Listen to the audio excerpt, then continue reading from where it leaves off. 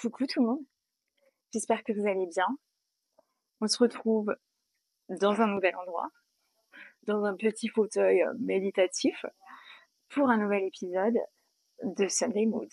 In the sun, it's already begun.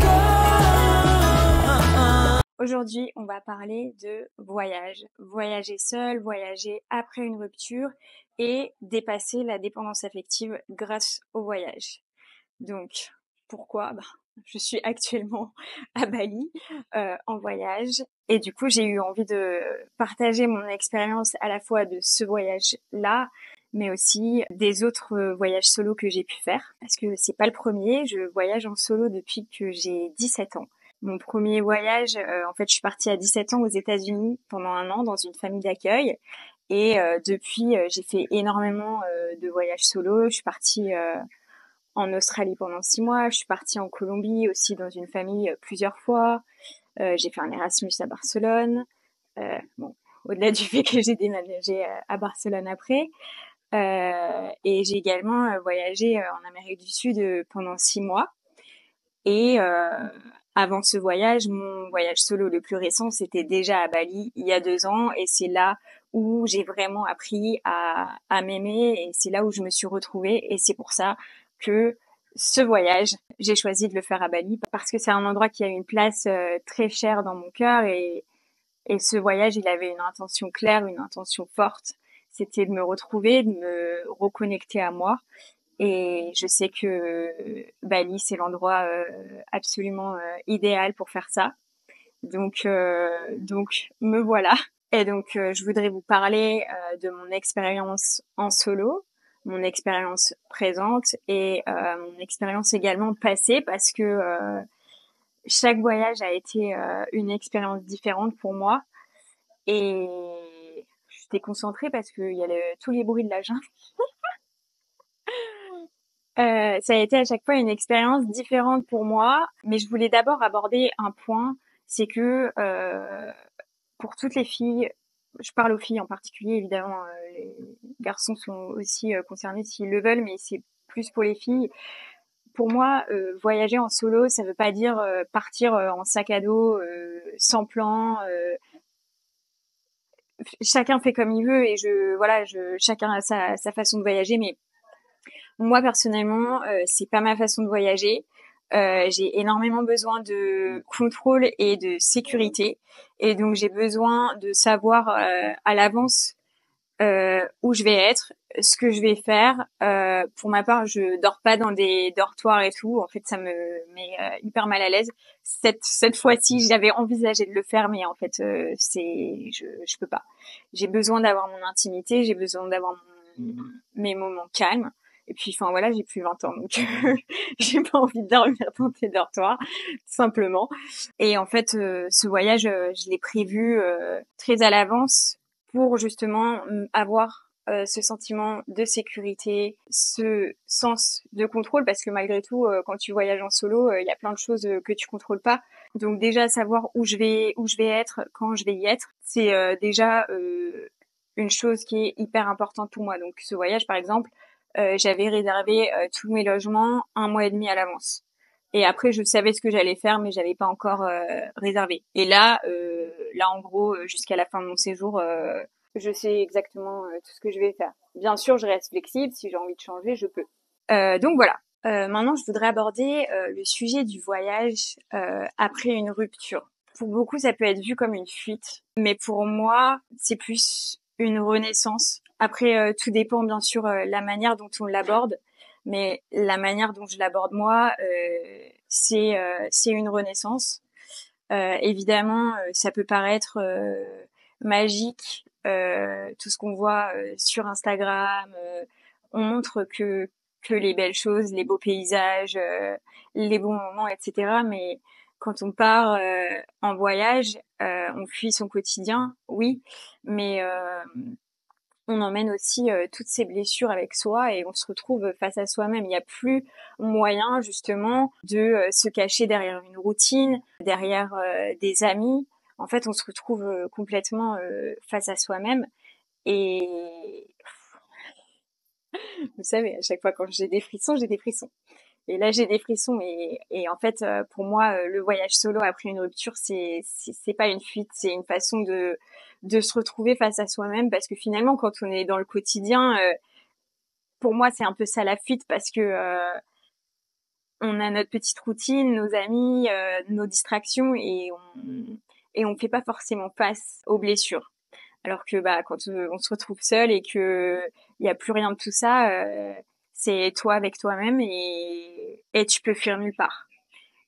Et donc pour moi, ce voyage, je le vois pas comme une fuite, je le vois vraiment comme une renaissance dans le sens où bon déjà de toute façon il était prévu depuis 9 mois que je parte faire ce voyage avant même ma rupture. Le voyage a été un peu modifié, mais voilà. Putain, mais il y a des fourmis sur moi. Cette nuit, je me suis réveillée, j'avais un gecko sous ma couette. Je vous raconte pas. Bref, euh, je vis in the wild. C'est Koh-Lanta ma life. Et donc, qu'est-ce que je disais? Oui, je disais pour moi, c'est pas une fuite, c'est vraiment une renaissance. Ce voyage, il était prévu et il était vraiment attendu parce que bah, c'est les derniers mois, donc novembre et décembre.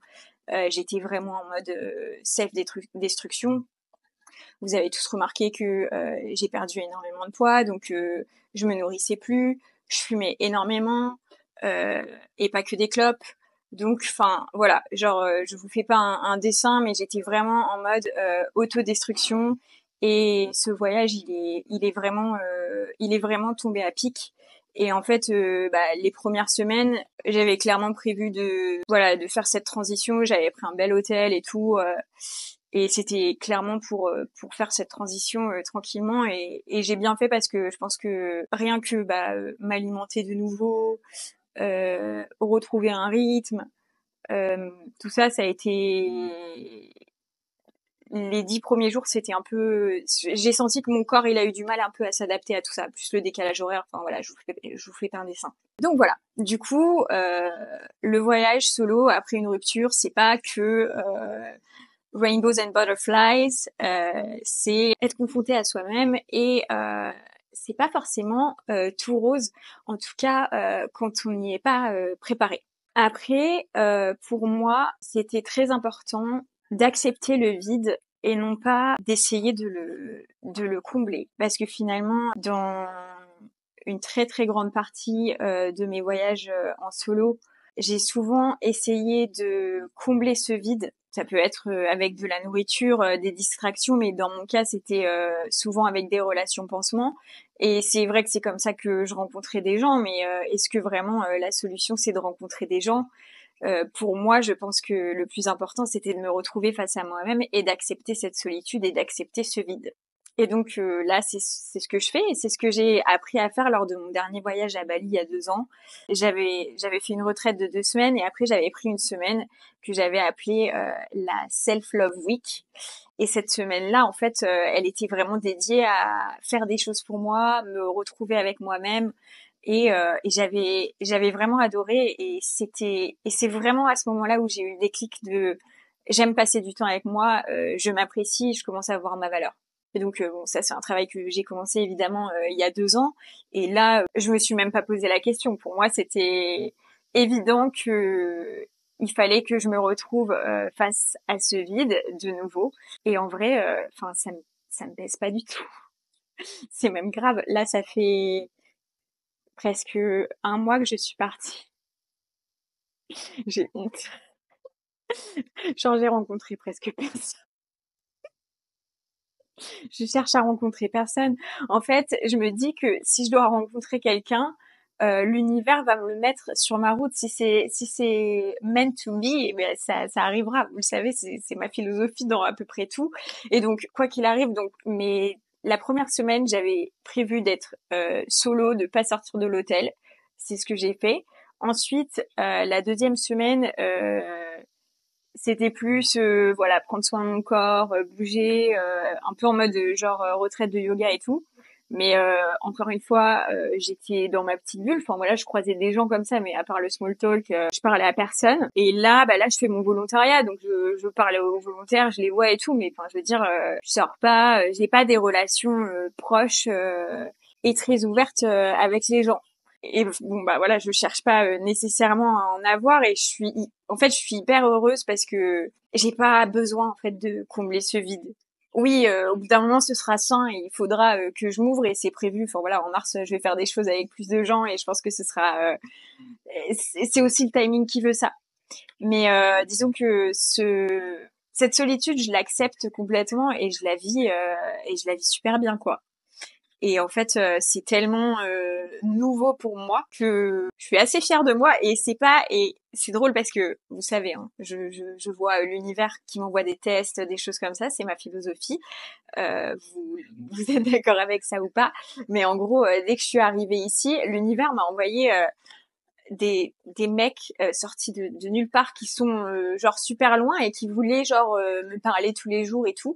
Et en fait, c'était une façon tellement facile de combler ce vide, avoir quelqu'un à qui parler tous les jours, à qui raconter ce qu'on fait, envoyer des photos, raconter ses expériences. Après, enfin voilà, j'ai des amis à qui le faire, mais ils ont aussi une vie, je vais pas... Et donc forcément, quand on a une relation comme ça, un peu pansement, ça fait toujours du bien. Et en fait, ces tests-là, bah, je les ai pas pris, j'ai vite coupé court au truc parce que limite moi ça me faisait chier de distraire quelqu'un d'autre qui avait besoin de combler son propre vide. Moi j'ai pas besoin, j'ai plus besoin de faire ça. Donc voilà, je suis assez fière de moi parce que il y a quelques trucs comme ça qui sont arrivés, genre des ghosts out of nowhere qui sont sortis et je les ai pas j'ai pas plongé dedans quoi. Je me suis dit non, je reste dans mon énergie là et je me sens du coup super bien. Et pour vous raconter une petite anecdote, du coup, la dernière fois quand je suis partie à Bali, donc je suis restée, j'ai fait la retraite pendant 2 semaines où j'étais toute seule avec mon guide. Ensuite, j'ai fait une semaine, donc ma self-love week. Et ensuite, je suis partie au surf camp. Et en fait, le jour où je suis arrivée au surf camp, j'ai rencontré Léna. Léna et moi, ça a été un coup de cœur. J'ai des frissons quand je pense à elle. Ça a été un coup de cœur immédiat. Elle a même prolongé son séjour pour rester au surf camp plus longtemps et parce que, enfin voilà, ça a été un coup de cœur amical de dingue. Et donc en fait, on s'est rencontrés le premier jour à l'arrivée au surf camp. On est arrivé le même jour et il se trouve que on était depuis une semaine dans le même hôtel, l'hôtel où j'ai fait ma self-love week. Léna était là aux mêmes dates et on ne s'est pas rencontrés. Aussi parce que je pense que bah, le timing n'était pas aligné. Moi, j'avais besoin de cette semaine en solo. Je pense que elle en avait besoin aussi. Et en fait, après, on s'est vraiment rencontrés au moment où c'était destiné, quoi. Donc, je pense que c'est hyper important de faire confiance au timing de la vie et de se dire que quand tu dois rencontrer quelqu'un, tu rencontres quelqu'un. Et là, si je peux, enfin, une autre anecdote dans le même genre, je cherche pas à rencontrer qui que ce soit. Mais là, par exemple, il y a une semaine, 10 jours, j'ai fait une cérémonie de pleine lune, de nouvelle lune, pardon, une cérémonie de nouvelle lune. Et en fait, j'ai rencontré une fille. On s'est parlé au début de la cérémonie. Je lui ai demandé du pchit pour les moustiques. Enfin bref, rien de ouf. Et en fait, pendant toute la cérémonie, elle était assise derrière moi et régulièrement, elle passait en fait devant moi pour bah, jeter des trucs dans le feu, etc. C'était le rituel. Et en fait, à la fin, on s'est tous mis en cercle et on se tenait la main et tout. Et je lui ai dit, ça m'a fait plaisir de partager ce moment avec toi et de sentir ta présence pendant la cérémonie. Et du coup, elle m'a proposé d'aller dîner ensemble bah, à la fin de la cérémonie. Et donc, on a dîné ensemble. C'est le seul moment depuis le début de mon voyage où j'ai vraiment passé un moment privilégié avec quelqu'un. Donc tout ça pour dire que aujourd'hui, j'accepte pleinement ce vide et je l'apprécie grandement. Euh, et je ne cherche pas à le combler, mais c'était pas du tout le cas avant, même bien loin d'être le cas. Ouf, il y a une énorme araignée sur la fenêtre. Euh, à savoir que je cherchais à combler ce vide principalement au travers de relations. Donc en gros, ouais, quand j'étais en Australie, j'avais eu un mec, je datais. Il n'y avait pas les applications à l'époque, mais je l'avais rencontré comme ça. Et c'est surtout en fait mon voyage en Amérique du Sud. Bah en fait, je me suis mise directement sur les applications de rencontres. je cherchais à rencontrer quelqu'un et j'ai rencontré quelqu'un. J'allais changer tous les plans de mon voyage pour cette personne. Au final, ça n'a pas abouti. Et qu'est-ce que j'ai fait? J'ai rencontré quelqu'un d'autre sur les applications de rencontres, mais pour mon retour.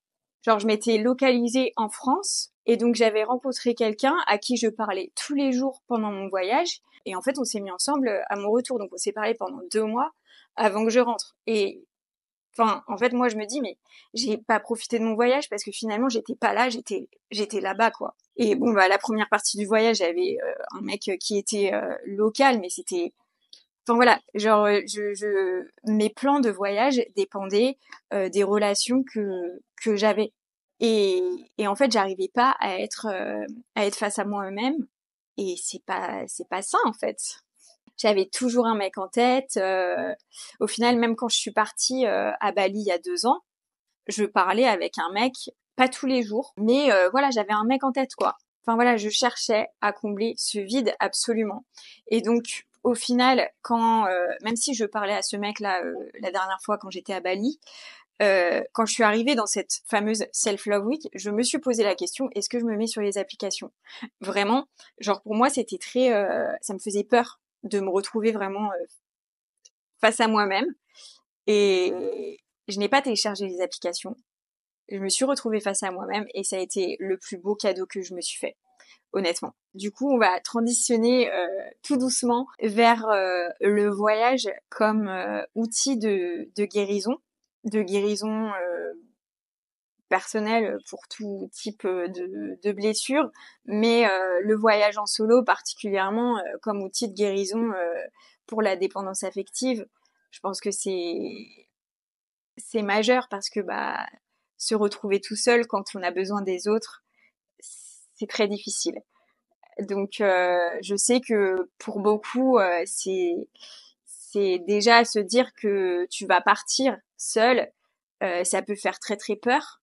Et honnêtement, je pense que si j'avais pas commencé à voyager aussi jeune, j'aurais pas pu le faire parce qu'en fait mon premier voyage quand je suis partie aux États-Unis, j'avais 17 ans. En fait, mes parents ils m'avaient un peu brainwash depuis plusieurs années en mode genre ouais, tu vas partir, tu vas faire ce voyage et tout, faut que tu parles anglais, machin et tout. Et donc c'était vraiment dans ma tête en mode genre faut que je fasse ce voyage et je le faisais pas vraiment pour l'expérience personnelle, je le faisais surtout parce que je voulais apprendre l'anglais et que bah enfin voilà, tu pars pendant un an en immersion totale, tu parles anglais à punto quoi. Et je veux dire pour ça évidemment que ça a été hyper bénéfique, mais pas seulement. C'est qu'en fait, et même un mois avant de partir à ce voyage, j'étais pas sûre de vouloir partir parce qu'à l'époque c'était ma première histoire d'amour et en fait, bah j'avais pas envie de tout quitter quoi. J'avais toute ma vie, j'habitais dans cette ville depuis toujours. J'avais des super potes. Enfin, ma vie, elle était trop bien. Et en fait, bah, je quittais tout à 17 ans pour l'inconnu et en fait je me suis fait violence vraiment pour le faire. Ce voyage il a été très très difficile pour moi. J'ai pris genre 15 kilos les 2 premiers mois. Vraiment j'ai lutté. À la fin je suis rentrée quand même un peu plus tôt que ce qui était prévu. Mais ouais, ce voyage à 17 ans j'ai vraiment vraiment lutté. Après mon voyage en Australie c'est pareil, j'étais un peu en lutte parce que bah c'est pareil, j'ai quitté une relation que j'avais pas envie de quitter. Euh, et en fait, tout ça, si j'avais pas voyagé aussitôt, si j'avais pas vu tous les bénéfices qu'il y avait à travers le voyage, euh, j'aurais pas pu le faire. Je serais restée à chaque fois dans ma zone de confort, mais aujourd'hui, je sais que le voyage, c'est pour moi tellement euh, guérisseur. Je vibre encore. C'est vraiment profondément enrichissant et ouais, et ça m'aide à guérir profondément quoi. Donc voilà. Et ce voyage, je l'ai vraiment abordé comme le voyage que je fais présentement à Bali. Je l'ai vraiment abordé comme un voyage de guérison. D'abord pour le corps, parce que j'avais perdu énormément de poids et que le but c'était vraiment de me remettre en bonne santé, de remanger correctement. Donc là, j'ai pas repris nécessairement de poids, je sais pas, je me pèse pas, mais je mange mes 3 repas par jour. Je me fais kiffer. Hier, j'ai même mangé une glace.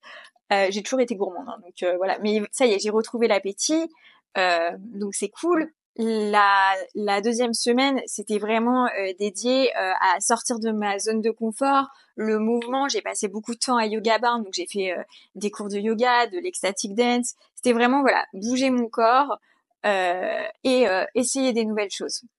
Et ça m'a fait un bien fou. Donc c'était vraiment la guérison par le corps.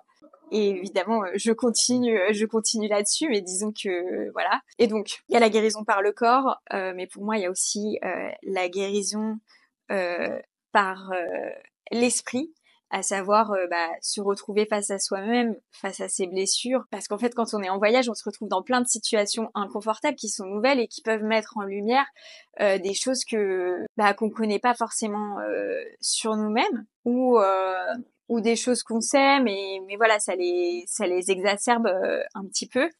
Et donc pour moi, le voyage solo, c'est la façon de voilà mettre en lumière ses blessures, de travailler dessus. Je fais énormément de journaling.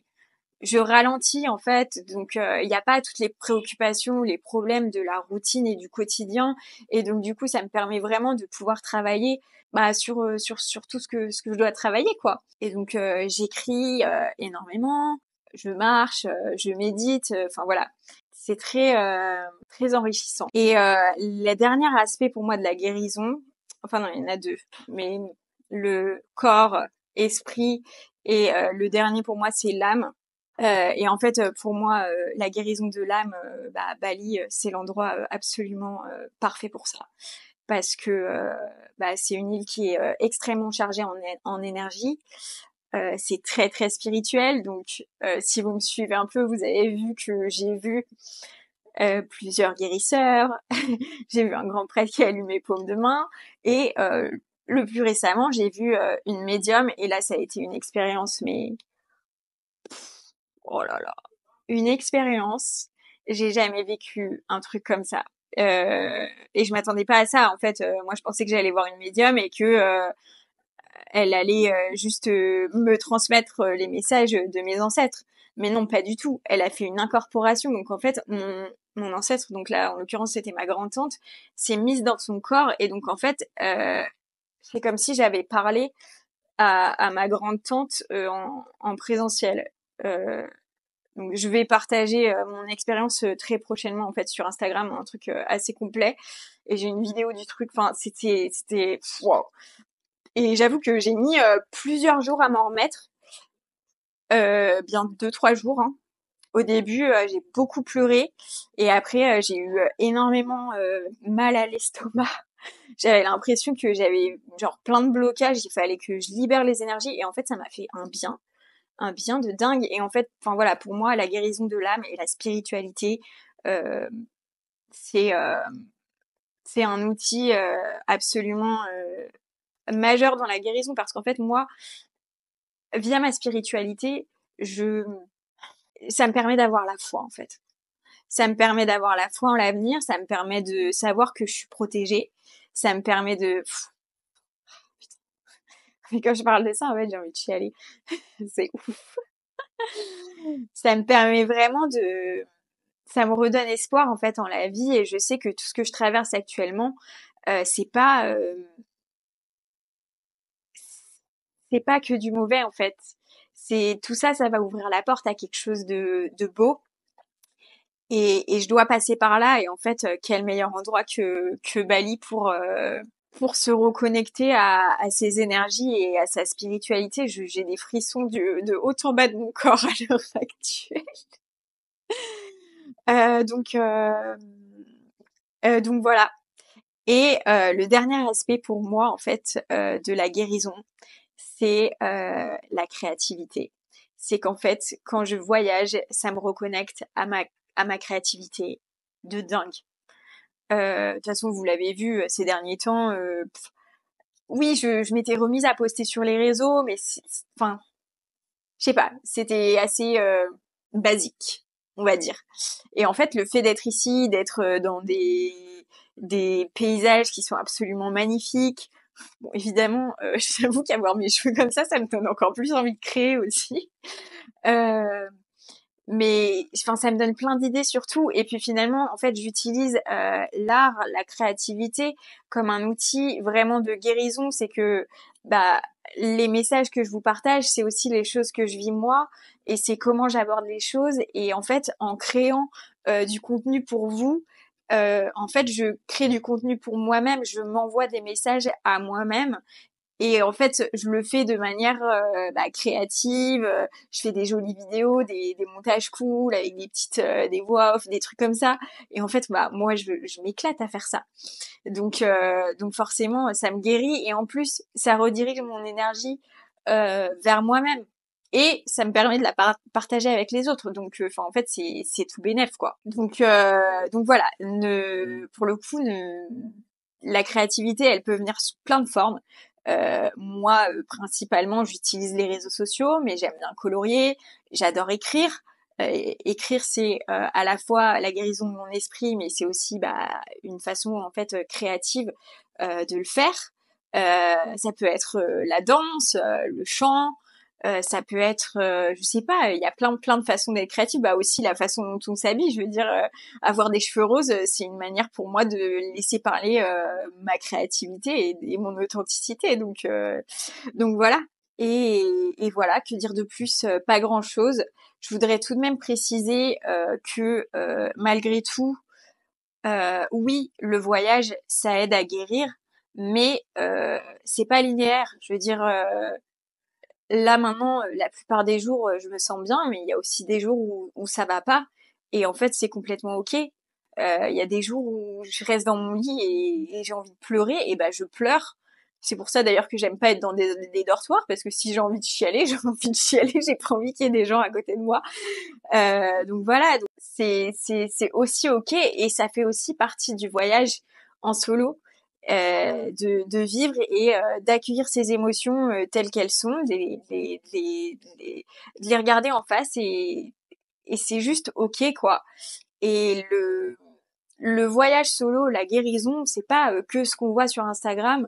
Alors j'ai tendance quand même à vous montrer aussi les côtés où ça va pas parfois, mais évidemment qu'on n'a pas envie de poster des vidéos quand on est en train de pleurer toutes les larmes de son corps. Donc ça, faut pas l'oublier, c'est que il y a ce qu'on montre sur les réseaux sociaux, et il y a aussi la réalité de la vie. Et le voyage, c'est aussi pas linéaire. Je viens de voir encore passer un gecko là.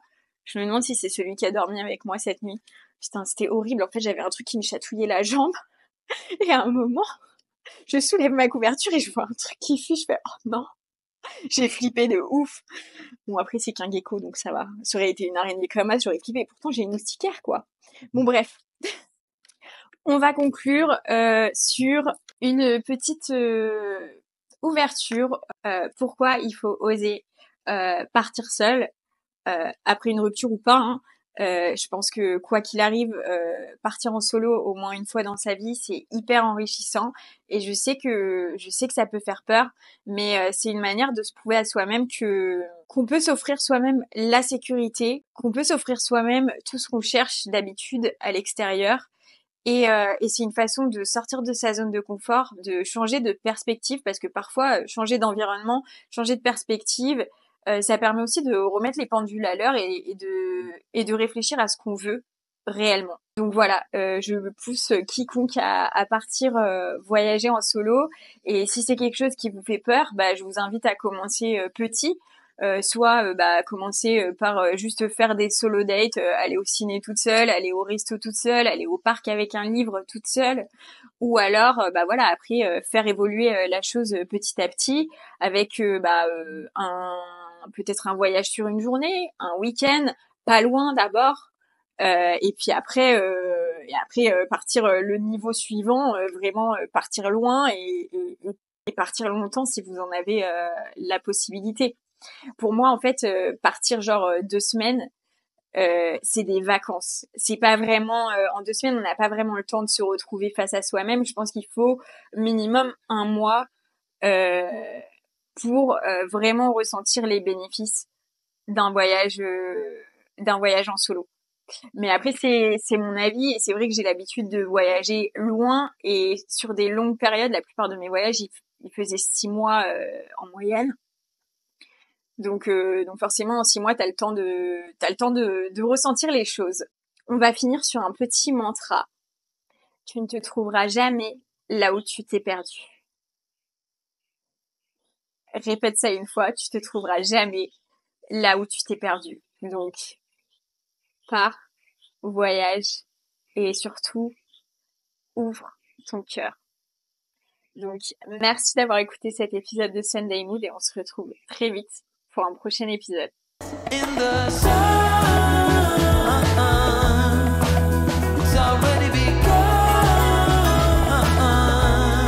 C'était Sunday Mood.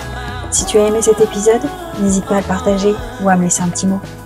On se retrouve très vite pour continuer à grandir ensemble. D'ici là, prends soin de toi et souviens-toi, tu mérites tout l'amour que tu te donnes. À bientôt.